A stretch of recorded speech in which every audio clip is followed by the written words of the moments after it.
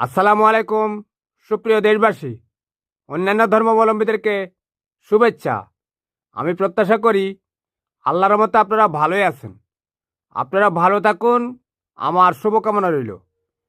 অবশেষে বাংলাদেশের পক্ষ নিয়ে আইসিসিকে আনুষ্ঠানিকভাবে চিঠি পাঠিয়েছে পাকিস্তানি ক্রিকেট বোর্ড পিসিবি। বাংলাদেশের ভারতে গিয়ে ক্রিকেট খেলা যে নিরাপত্তা ঝুঁকিতে রয়েছে, এ নিয়ে পাকিস্তান উদ্বেগ প্রকাশ করেছে।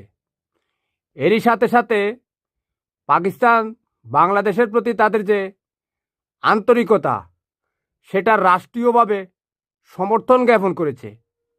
এই জন্য পাকিস্তানি সরকার এবং পাকিস্তানি জনগণ এবং পাকিস্তান ক্রিকেট বোর্ডকে বাংলাদেশের কোটি কোটি মানুষের পক্ষ থেকে অভিনন্দন। চিরাচরিত বিষয় হচ্ছে, এই পৃথিবীতে কেউই কারো নাই।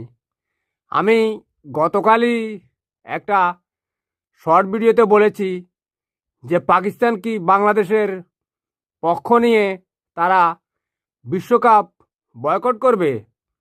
সন্দেহ করেছিলাম, পাকিস্তান বিশ্বকাপ যদি বয়কট নাও করে, বাংলাদেশের প্রতি তারা যে আন্তরিক সমর্থন দিয়েছে, সেটাই বাংলাদেশের জন্য বহুত বড় বিষয়। এই যে বাংলাদেশের সাথে ভারতের টাগ অফ ওয়ার চলছে, দেখেন বাংলাদেশের পক্ষ হয়ে কিন্তু কেউ এগিয়ে আসেনি। আইসিসির অনেকগুলো সদস্য রাষ্ট্র, তারা কেউ এই ভারতের বিরুদ্ধে কোনো কথা বলেনি। ভারতের পক্ষ বিপক্ষ বলার কথার দরকার নেই তো।